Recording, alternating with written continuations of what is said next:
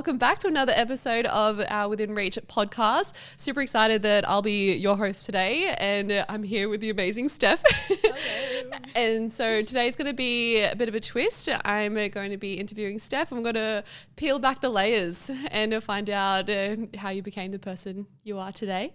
I'm smiling at you because I'm so nervous because I don't know what's in store, but yeah, we're going with a rough plan. So to start off, what is something that most people don't know about you and it's helped you become the person that you are today?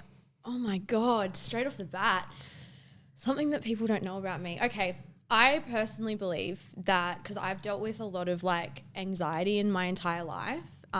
So I feel, and the reason that came up instantly is because like I'm still working on that and still kind of peeling the layers back on that. And I feel like a lot of people see me as a very strong and independent person who kind of just knows what she's doing and goes for it and is very like strong-willed, but internally I'm actually the opposite.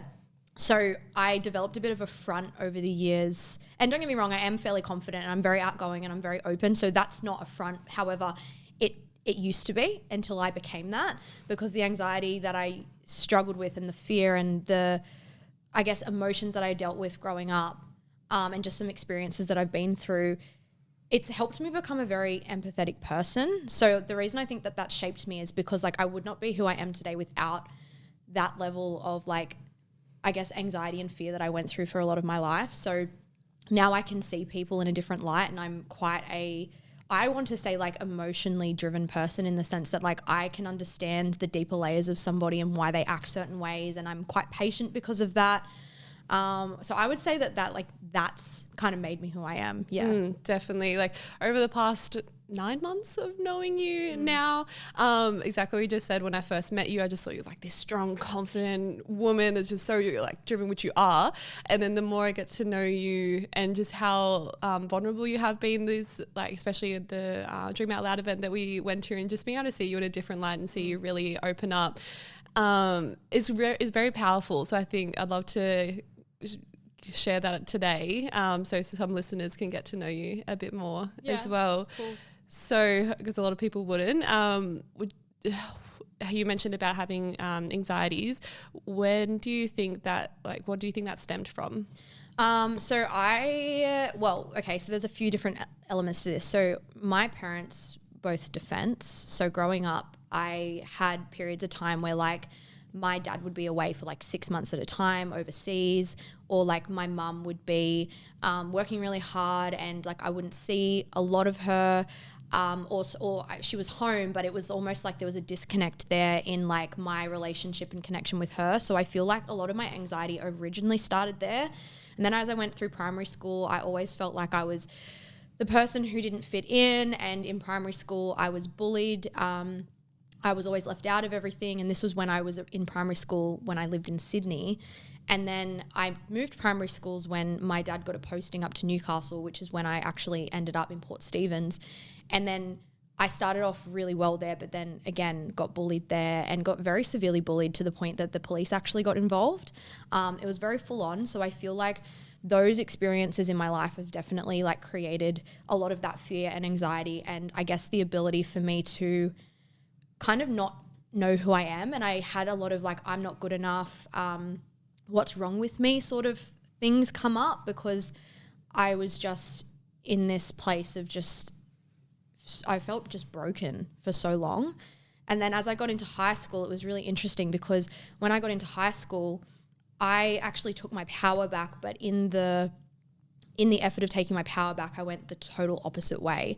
So I went from somebody who was like, what's wrong with me? I don't fit in. Why am I getting bullied? Like very like emotionally detached from myself, but also quite like vulnerable, to feeling like I never wanted to feel that again. So when I went the other way in high school, I became somebody who then, you know, was very loud and very abrupt. And like, you know, I would say I probably started a lot of like negative things with people, you know, and I wouldn't see the high school version of me as a very positive person.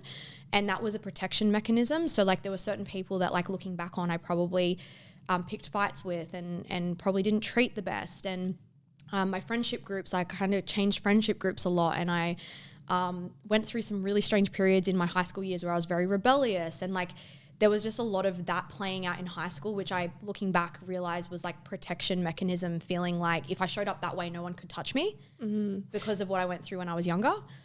Was there any particular event or significant thing that you remember that made you have that switch? Not specifically.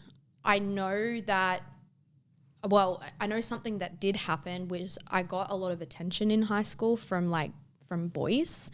And like, I don't say that to like, you know, great, like I got attention from boys. No, I mean it in the sense of like, that's just generally what happened. Like I got into high school and like people, particularly like the males in the year above me, maybe 2 years above me, like I was getting noticed. And it was the first time that I'd felt seen. So wow, I didn't even realize any of this. It's like the first time this is coming up for me. Wow.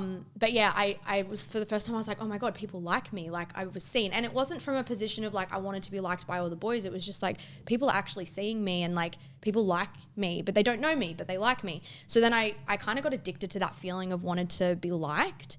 And so I think again, because I didn't have that in primary school, when I got into high school and I noticed that, I ran with it and I was like anything that I could do to be liked. And then it kind of stemmed into this like act of trying to be everything that I wasn't so that people would like me. And then that's when the rebellious came in and then I lost myself and then I started, you know, becoming somebody that I didn't like. Looking back, I don't like who I was because it wasn't me.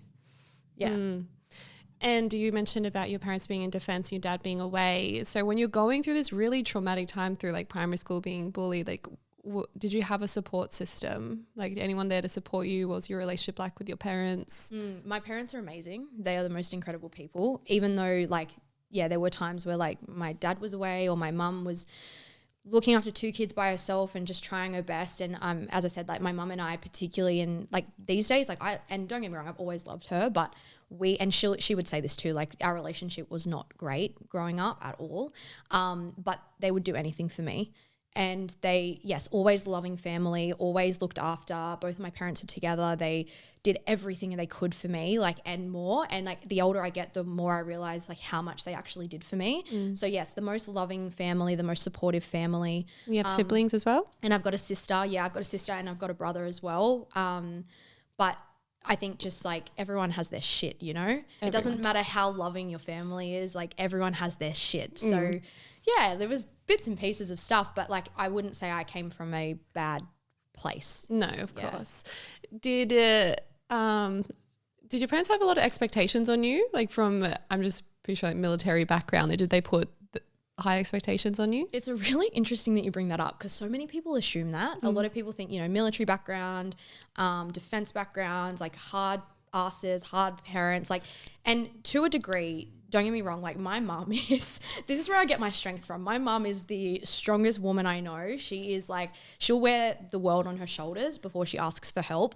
And she's somebody that like I really admire, but struggles to open up and struggles to speak, like to tell people how she feels. And you know, she wants to, as I said, carry the weight of the world on her own. So with that, I do find like they weren't strict parents, but they were in certain ways. But I don't think any more than the next parent, you know, like there wasn't anything crazy that happened growing up. They were very lenient people. My dad's a very like logistical person. You know, I remember this one time, like, because my dad's was always very, you know, I don't care what the new trend is or the in thing. Like, we're not just going to kind of conform to that. So there was times where like there was this phone, I don't remember what phone it was, but it was the time when like there was those flip phones and they were like on the side like this and you'd flip it up. Yes. And like Blackberries? No.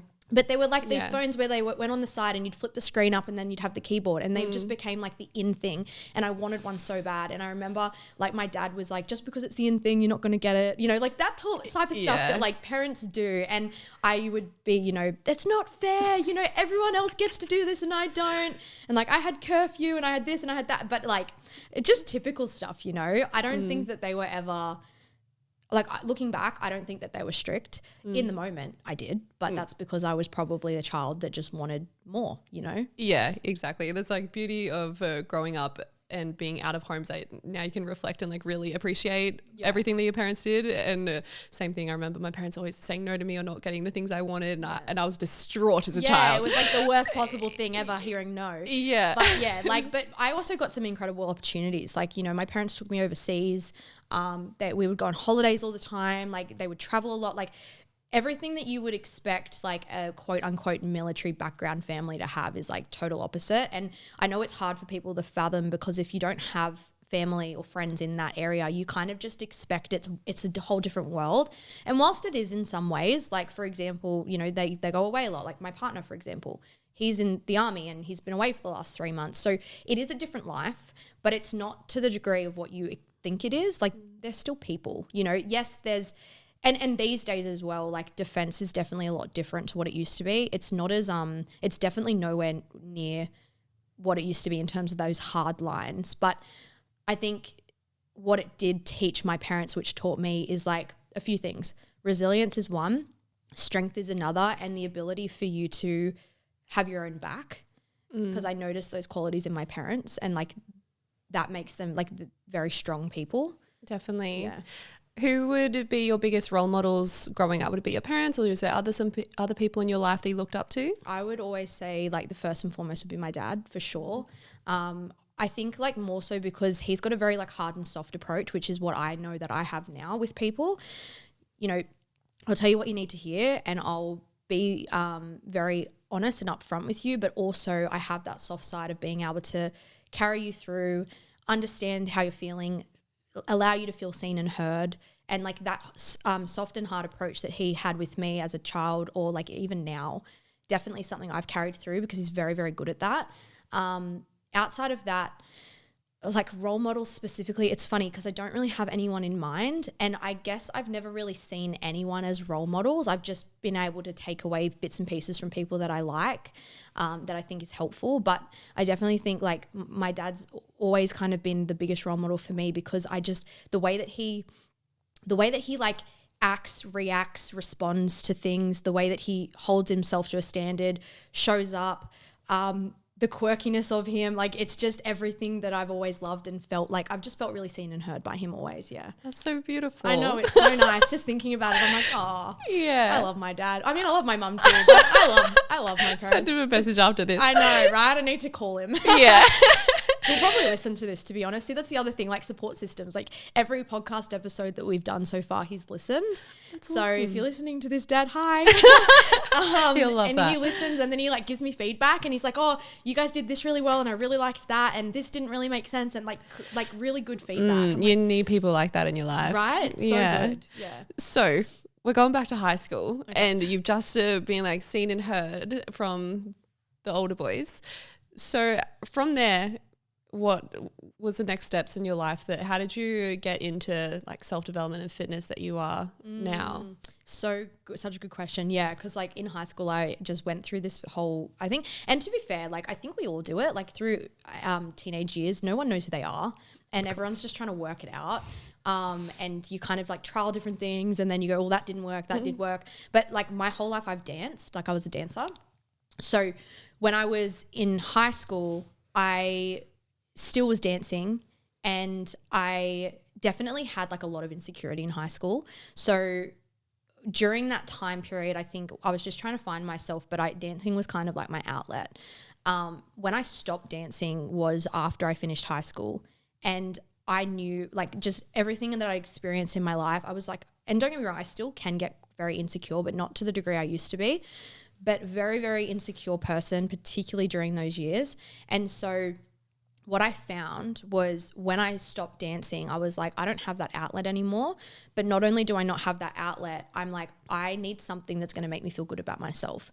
And a friend that I had at the time actually got me into the gym. So she was training in a gym. She's like, why don't you come and do some training and some gym sessions with me? And I was like, oh, well, yeah, I guess so. I've never done it before. And I instantly fell in love with it. How old were you at the time? 18, I think. Or must have been 18. Or it might have been 17, one of the two. So I kind of got into fitness originally. Well, I guess the same reason I'm still in it today, because of how it made me feel. It was like the one thing that I could go to that I knew would always be there for me, that regardless of what I went through, regardless of what people thought of me, regardless of how I felt, it was like always the thing I could rely on and count on.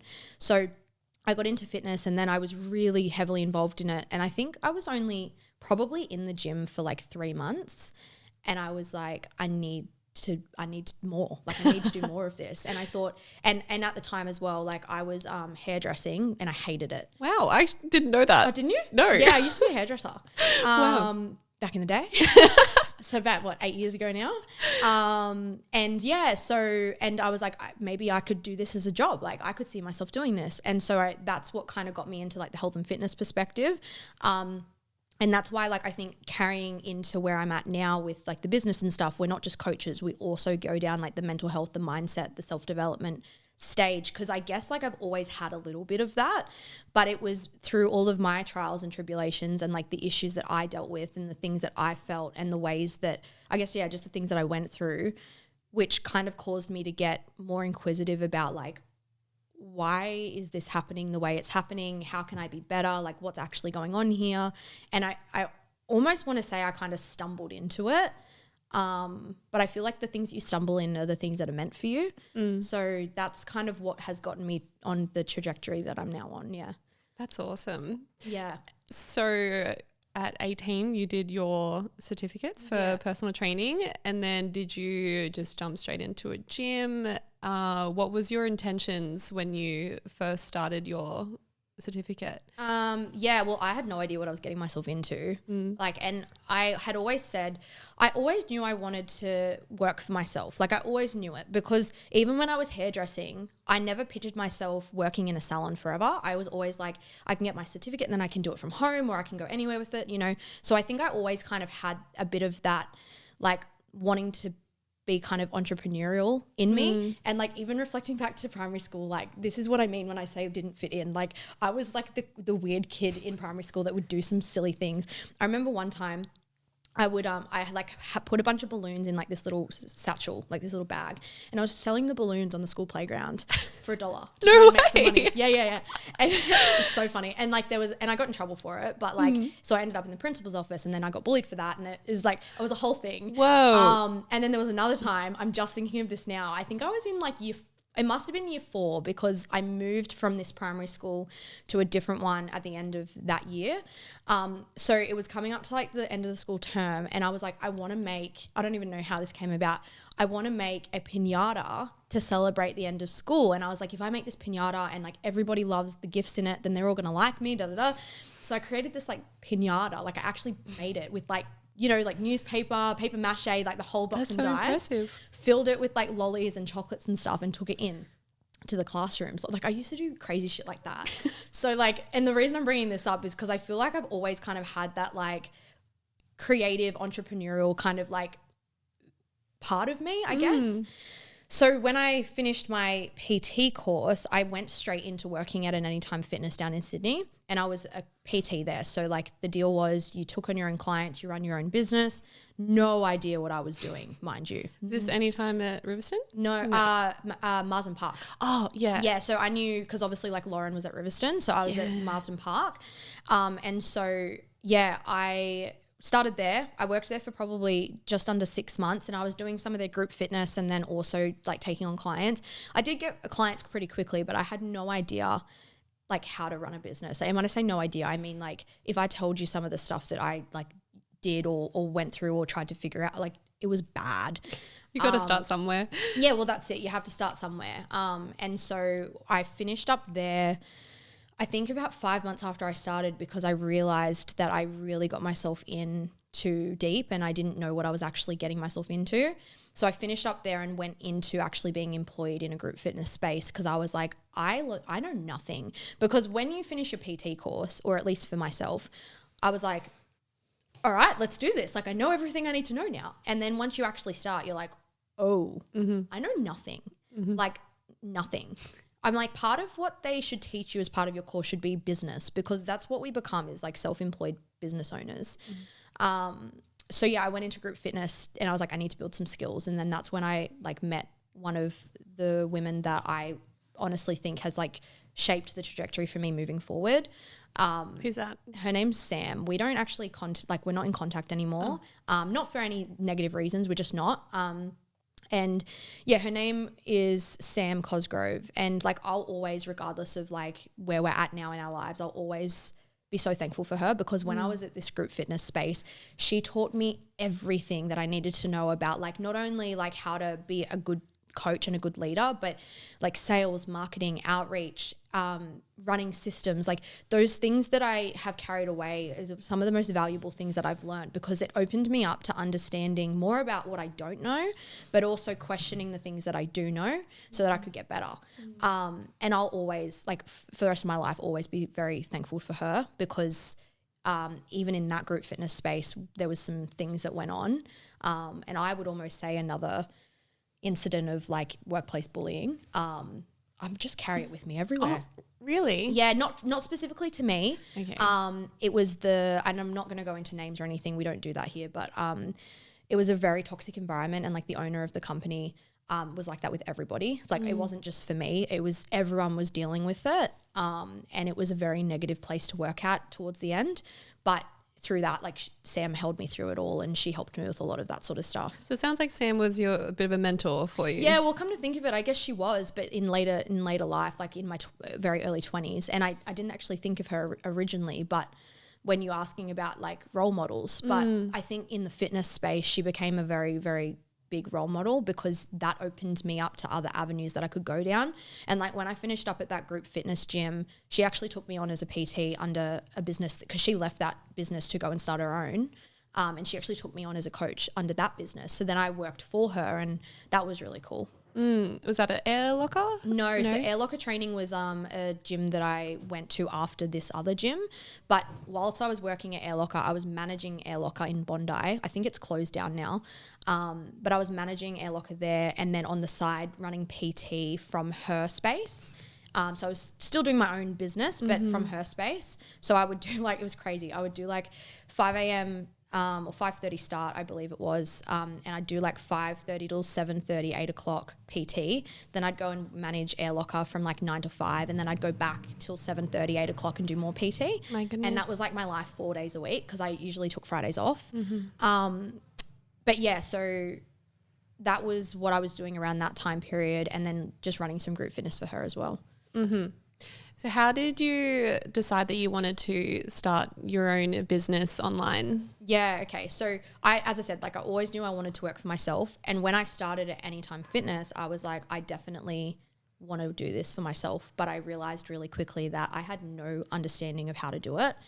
Going into group fitness, learnt a lot. I think I was there for, it might have been just over 12 months, maybe closer to 18 months. And then from there, Sam left, which was I kind of like followed her out, because I was like, yeah, you're right, we need to leave this environment. So then I went and managed Air Locker. The reason I actually took the position at Air Locker was because, well, I knew the owner, but I also said to myself, if I can manage their studio, then I'll prove to myself that I can manage my own. So that was like stepping stones. I felt like I didn't quite have the confidence or the knowledge yet to go out and do the thing on my own. And so they were kind of like stepping stones for me. And I realized after about 3 months of being at Air Locker, I was like, I actually already know everything I need to know to at least take this next step. And then I was from that point kind of just like, all right, I want to do it. But at the time, then COVID lockdowns happened, and then the gyms shut, and then we went through that whole 2-year catastrophe. And then coming out the other side of that, I actually went on my own. So the gyms were reopening after the second wave of lockdown. And it was like 2 days before I was supposed to start back at Air Locker. And we'd already found out the news that, because I was with Jack by this point, like we were dating for like 2 years by this point, and we got the news that we were going to get posted and we were moving back up to Newcastle, because we were in Sydney. And so 2 days before I was supposed to start back at Air Locker, I rang the owner of the gym and I said, look, we got to move at the end of the year anyway. And it was already the September. I said, plus, to be honest with you, my heart's not in it. Like, I want to go and do this for myself. And I just never went back. And by that point I was like, well, you know, just got to give it my best shot and see what happens. Yeah. So how did that feel when you had that conversation? Scary. I was freaking out, because I was like, I literally don't have anything else to go to now. The difference was though, because we were moving home, like moving back to Port Stephens, we actually moved in with my mum and dad for a while. And for me, that gave me the confidence boost to give it a go. Because I thought, worst case, I'm not living in a house or an apartment where we've got to pay the rent. Like, I've got a little bit of safety net. So if it all goes belly up, I can figure it out, because we're living with my parents, which that in itself was a really hard thing to do, from us living by ourselves to then living with my parents for like 6 months. That was, once you move out of home, moving back into home is really hard. We didn't last long. But yeah, that gave me the confidence to kind of like give it a go. And so that's when I opened up the personal training space, and I actually like took things off properly. And it was crazy. Within like 4 weeks of being open, I was full books. Wow. Like fully booked out. When you say books being open, like your own PT space still like in person? Yeah, my own PT space in person, yeah. And so I ran that for a year, and I was like, at one point I was running 50 PT sessions a week. Wow. It was insane. Like 1 hour? 45 minutes. Yeah, still, that's a lot. So it was a lot, and it wasn't sustainable, but it was what I was doing at the time. And it was before I understood the word scale, or understood like that you could actually grow your business, and you didn't have to just work 1 million hours a week. And then we got posted to Perth. So I always wanted to like dabble in the online space, but I was never really sure that I actually wanted to do that. I was kind of forced into it, but love it. Like, best decision I ever made, because I always was interested in it. But when Jack got the posting over to Perth, I was like, well, I don't really have a choice now. I'm like, 2 options. I either pack everything up, try and start again over there, and who knows what's going to happen, or I see if I can move this thing online and take my clients online with me. And that's what pushed me into the online space, because I think if that hadn't have happened, I probably wouldn't have done it so soon, or maybe not at all. Depends on my confidence. But like, as I said, like I wanted to. It was the best thing I've ever done. Like for my lifestyle, for my ability to be more in tune with my clients. Like, my clients get more from me because of online. Because obviously when you pay for a 45-minute PT session, that's all you get. Whereas when you're paying for, you know, relatively the same rate, like, you know, because I was charging $65 for a PT, which is pretty standard, right?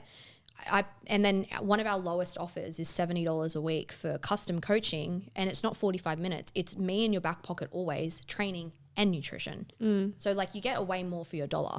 But anyway, so we moved over there, and I moved the business online, and I reckon about 80% of my clients came with me, which was a really great conversion, because I was worried that I was like, oh, what if nobody wants to do it? And they all, but because we had great relationships, they were all like, we'll give it a go.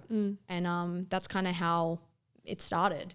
Sounds like the universe has really just kind of pushed you into this trajectory. Yeah. And right? You know, from dancing to your friends saying come to the gym, and then having to go online, and look where we are now. I know. It's actually crazy, because I've never taken a second to think about it. Like when you ask me these questions, I'm like actually visualizing everything that's happened in the order to get here.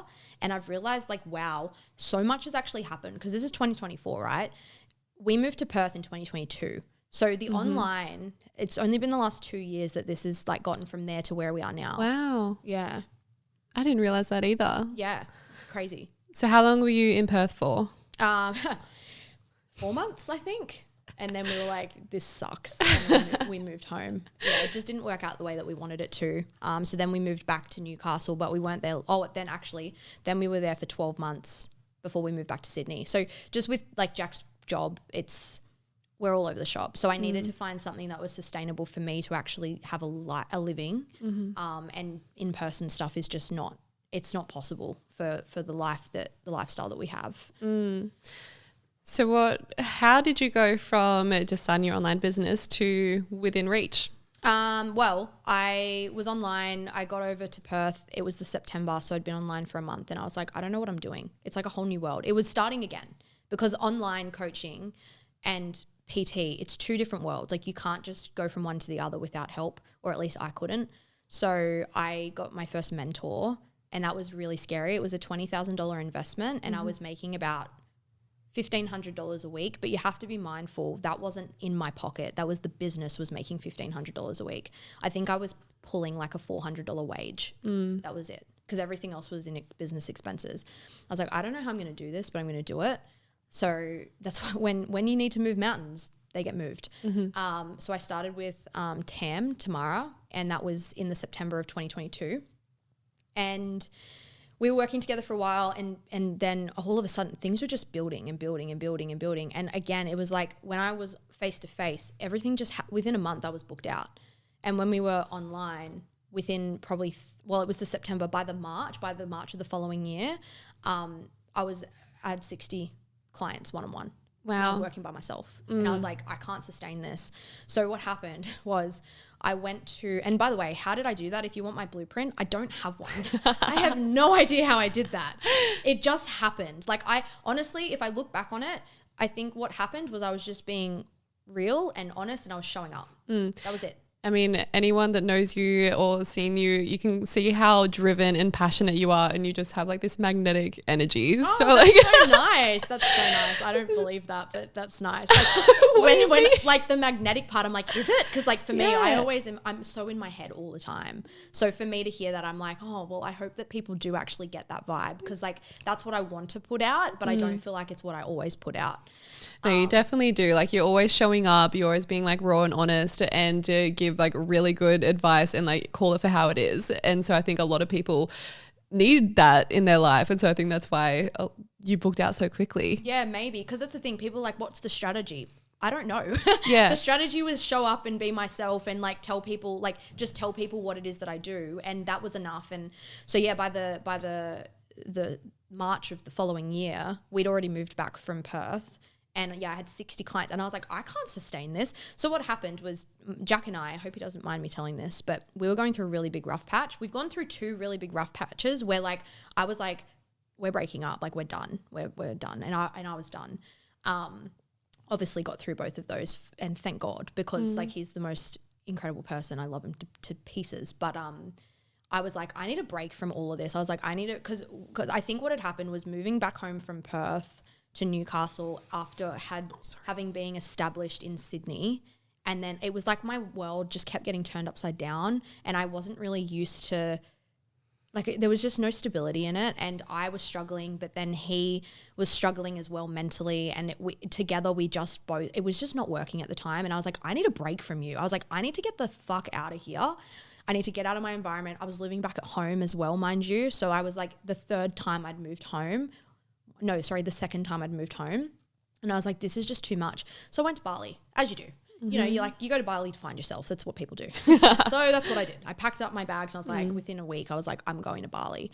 And I went to Bali. I went to Singapore. And then back to Bali. And like, I think I was solo traveling for like 4 weeks. And in that time, I realized, I was like, okay, what I need to do is I need to actually get somebody else into my business to help me out, because I can't keep doing this by myself. If I clear all the shit going on in the business, and when I say shit, nothing was going on. It was just me. I was just burnt out, but couldn't stop. I was like, then I'll have time to work on my relationship with Jack so that we can get back to being in a good place. Because Jack and I are very much like, I know he's my person, and like, we are meant to be together. Like, the way that it happened, I just like, he's my person. I know it. But when you're going through tough times, sometimes it's hard to see the light out. But I knew that he was determined to make it work, and so was I. But I couldn't do it when I was pouring from an empty cup. So I got back from Bali, and I was like, right, I need somebody. And that's when Anthony came into the business. When Anthony came into the business, I was like, I can't call it Stephanie Renee Fitness anymore, because that's what it was called. It's like, Anthony can't be undermined by me. He can't be overshadowed. Like, that's not fair, because he's just as valuable as I am. And I was like, I need a new business name. And then we turned into a company. Within Reach came about, and that's kind of how we got there. I love that. Yeah. And thank you for being so open and honest about like your relationship. And because that was going to be one of my questions of how did you balance all of this? Because it's a lot. You're moving literally opposite sides of the country. You're running a business online with 60 clients. You're in a relationship where he is away a lot of the time. Like, how do you manage that? I don't know. You just do it. Like, you know that thing that when your back's up against the wall, it's kind of what it was like. It's like, if your back's up against the wall, but you know what you want, you just do it anyway. And that's why, like, I think where the determination has come from is, it's like, I don't like, realistically, I have a choice. You know, people, because when you play victim, you go, well, I don't have a choice. This is my circumstance. For me, it's like, well, actually, I do have a choice, because the choice is be with the person that I love and be in this relationship and deal with the fact that he's away, deal with all of the moves, deal with, you know, the shit that it brings, and run my business because that's what I love and that's what I want to do, and I know that I'm good at it and I know I'm passionate about it, and like make those two things work or don't. Like that's the option. And so for me, being with my partner is the most important thing. Running my business is the most important thing. How I do it, you just like, honestly, again, I don't have a strategy. I just make it up as I go along and I just make it work. That's just what you have to do. When you really want something, you make it work. That's why I think I'm so passionate when I see people that aren't in that place and they're not making it work, or they're being victim to circumstance, or they're not believing in themselves. And I'm like, well, you know what? There's two choices. You either do or you don't. Mm-hmm. So that's kind of what I did, or what I do. That's what I do. I just kind of make it up as I go. I love that.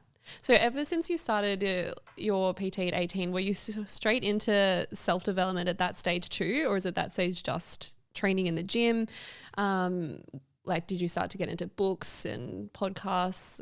How did you get into self-development? I think for me, because training was my outlet, but it got to a point where it was no longer my outlet. I think because, well, it's still my outlet. Like when I'm training, when I'm like in my session, it's an outlet for sure. But it's not as much of an outlet as it used to be because now it's my job. So I'm sure like you can even relate to the fact that when it's your job, the passion's still there, but the passion it's different. It's not that it's less, it's just different. And so because I do it all day, every day, and I literally live and breathe it, it became something where I was like, this isn't fulfilling me the way that it used to, because now I do it every single day of my life. So I think that's kind of what happened, is the anxiety feelings, the fear, like the emotional part of me was starting to come back. And I went through a really interesting period as well where like during COVID lockdown, my partner Jack was away. He was away for 3 months. Usually when he goes, it's like 3 months at a time. So he was away. We were in the middle of a lockdown. So I was getting, obviously like I wasn't stressed for money because we had like the government payments of $750. Like we were all on that. But like I wasn't getting paid from my job. My job, like gyms were closed. They were closed. There was a 5 kilometer radius rule because in Sydney, the lockdowns were a lot more harsher than up here. So it's like you couldn't leave 5 kilometers within your house. I was by myself because there was no one but me. And as I said, Jack was away. And I went through a period where I got really, really bad with my emotional health. This is when like my eating disorder really took off. It's also when I ended up in hospital. I don't know how many people know this, but I have a condition called pseudogenic non-epileptic seizures, so it's PNES. And basically if my body gets too stressed, if I'm in too much of fight or flight mode, and if I'm not in control of my emotional state, my mindset, etc., like basically if I go into overdrive with my stress, I have seizures. It's when they say pseudogenic, what that means is it's not chemical activity of the brain. It's not like there's something, some wiring issues inside of my brain. It's actually because my body and my brain, that it's basically lashing out. Like when I'm stressed, my body I can't control it, or it becomes too much. So it manifests. And when the manifestation happens, the way that my body responds to the fight or flight and the high level of cortisol and the high level of stress is I have seizures. Like I just drop and I have a seizure. And so I was in hospital with that because I think the stress of everything got to me. And like, as you can imagine, bit of a trigger warning on this, I suppose, but with someone that has like some sort of disordered eating or eating disorder, you can imagine that for them to get there, they have to be in a pretty low state to begin with. And then on top of that, being completely alone, being in a COVID lockdown, not having work, not having a sense of purpose. And like for me, I'm an overachiever. I didn't have any purpose. There was nothing there. And then being away from your partner, it was a lot. So I was in hospital for 4 days, 5 days maybe, and they were just constantly testing me because they were like, we don't know if this is epilepsy, like what is it? And that's when the diagnosis came.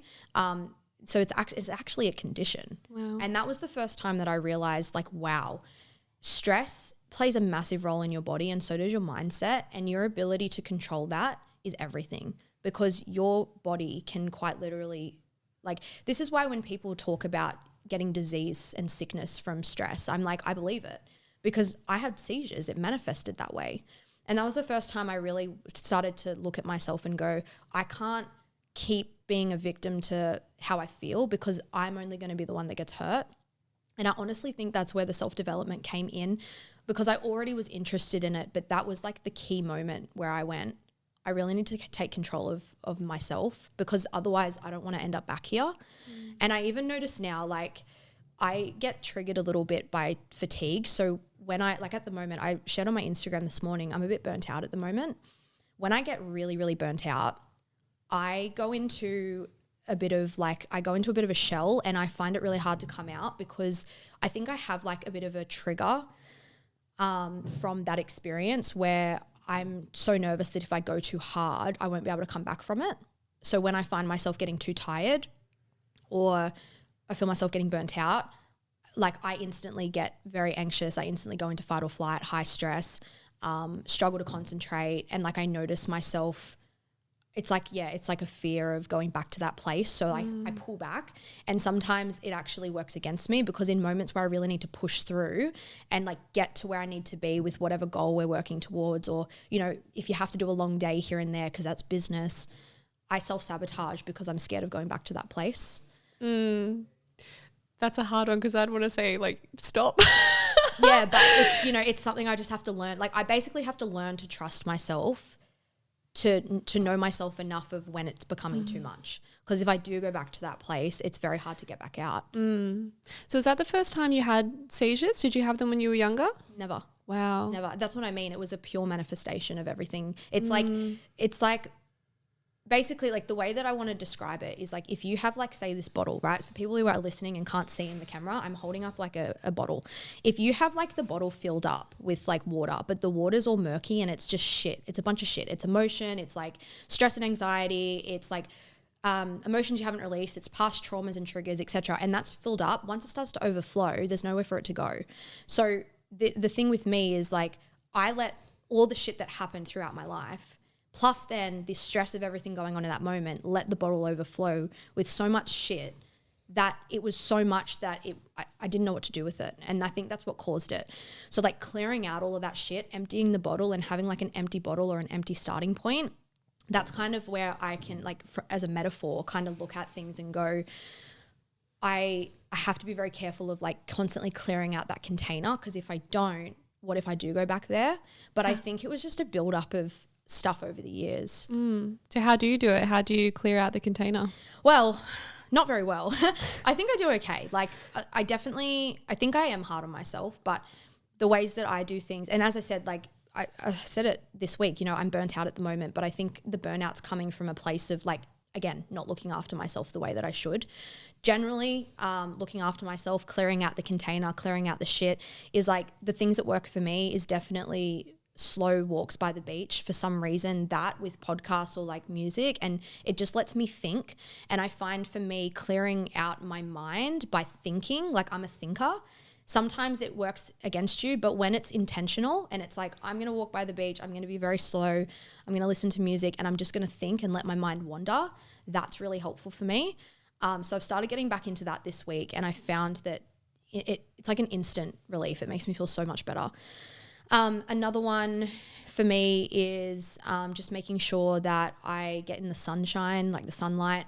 I find like meditation, whilst good, isn't something that I do a lot of. And upon reflection, the reason for that I think is partially laziness, but I think it's also because it's too still for me. And I'm not saying it doesn't work. When I have meditative states and I get into deep meditation, it definitely does make me feel different, and it's definitely helpful. But I do find that sometimes slower moving things, like, as I said, like walking or reading, those sorts of things are more helpful for me. Well, there is like walking meditations, which I'd say that's what you're doing Technically, essentially. I guess what it is, right? But like the meditation itself, like when I get into really deep places where I'm like, oh, I really need to pull myself out before it gets bad, I will do journaling, I will do meditation, but I use that more as a tool in moments I need it these days. It's not like a practice. However, when I did the podcast with Naretta, I'm starting to wonder whether maybe that would be a preventative by just doing it before it gets to that point rather than using it as a tool. So a goal for me is to get back into doing that more frequently. I love that. Yeah, I do that too. Journaling is a more so preventative even though most days I feel good, but it's good to just like write it out and to, what things went well that day, what things didn't, or if there was something on your mind. Yeah, for sure. Wow. It went into directions I didn't even expect. Yeah, me either. I don't know. When you ask a question, I can just talk. And some of the stuff that came up just then as well, it's like I didn't even think of, like, I hadn't thought of those things for years. Or I, didn't realize some of those things until I started talking. And then I just was like, oh, I didn't even know that about myself. There you go. Actually, what are some things that give you like pure joy? That's not your business, not training, like just joyful moment. That's a really tough one because I live and breathe everything that I do, and what I do is what I love. But outside of that, I think a few things, like, as I said, like going for walks by the beach or being beachside is definitely for some reason always been something that is like a pure joyful moment.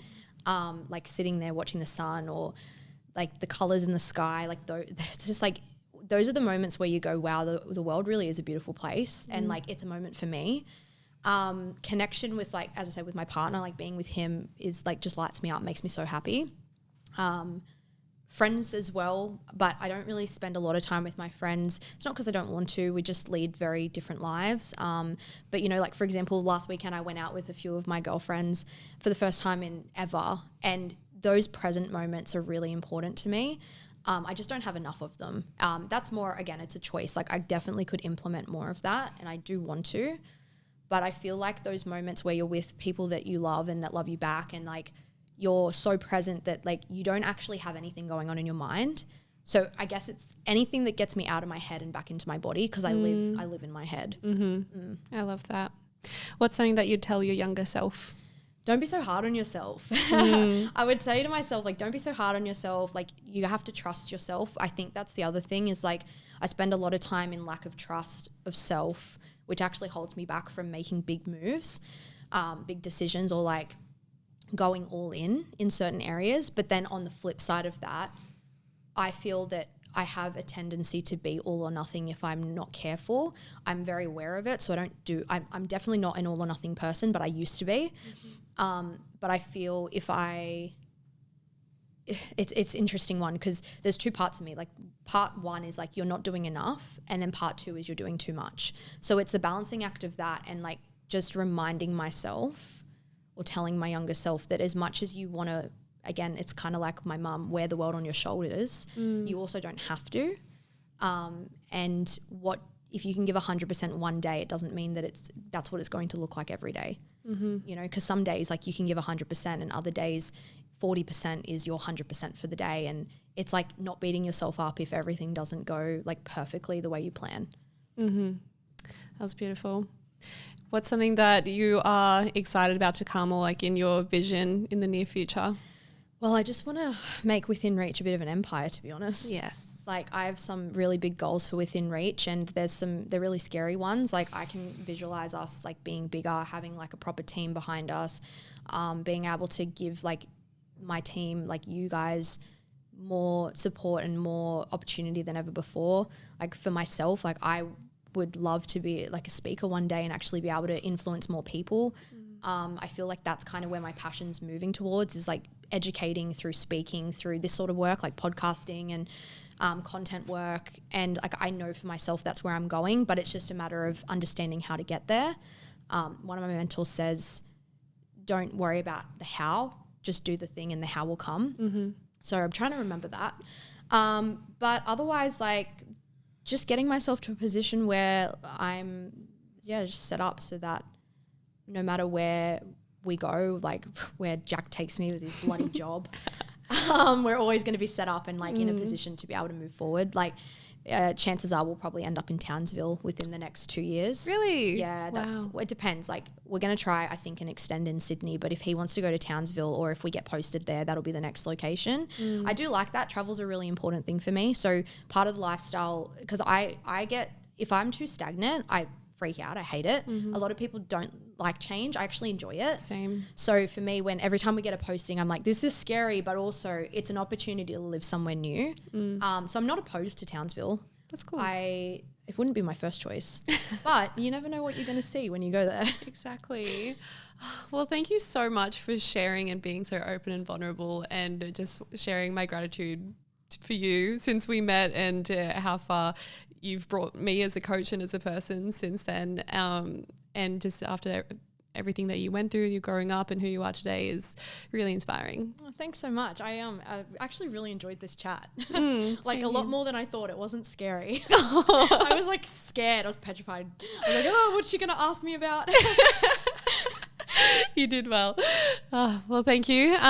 Anyone that has any questions, always feel free to reach out to us on Instagram at Within Reach Coaching. Anything else you want to add? Like, follow, share for more. But no, guys, like as always, thank you so much for tuning in and supporting us, because we wouldn't be able to be where we are without you guys.